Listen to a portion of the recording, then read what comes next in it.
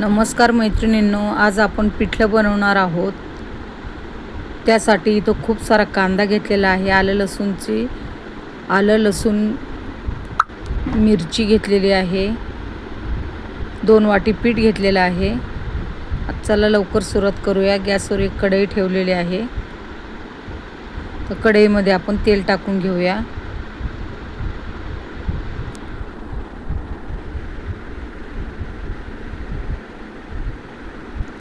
आणि त्यामध्ये थोडीशी जिरे आणि मोहरी टाकून देऊया। जिऱ्यामुळे पिठलं चविष्ट लागतं। आता खूप सारा चिरलेला कांदा त्यामध्ये टाकून देऊया आणि चांगला ब्राऊन होईपर्यंत आपण परतून घेऊया।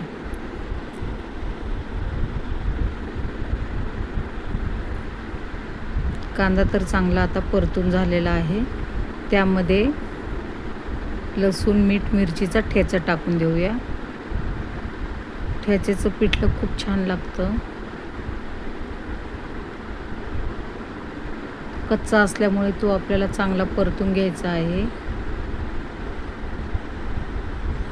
थोडीशी हळद टाकून देऊया, ती पण चांगली परतून घेऊया।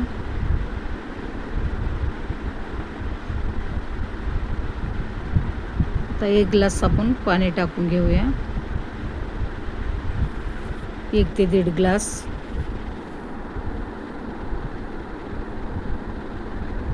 पुन्हा एकदा चांगलं हलवून घेऊया आणि चांगली उकळी आल्याच्या नंतर आपण पीठ टाकून देणार आहोत। पीठ पाण्यामध्ये पण खलून टाकू शकता, मी तर तसंच टाकून दिलेलं आहे। आता जेणेकरून त्या गाठी होतील त्या आपल्याला या चमच्याच्या साहाय्याने म्हणजे पळीच्या साहाय्याने आपल्याला सर्व गाठी फोडून घ्यायच्या आहेत। गाठी तर फोडून झालेल्या आहेत। आता आपण 1-2 मिनिटे झाकण ठेवून देऊया बारीक गॅस करून।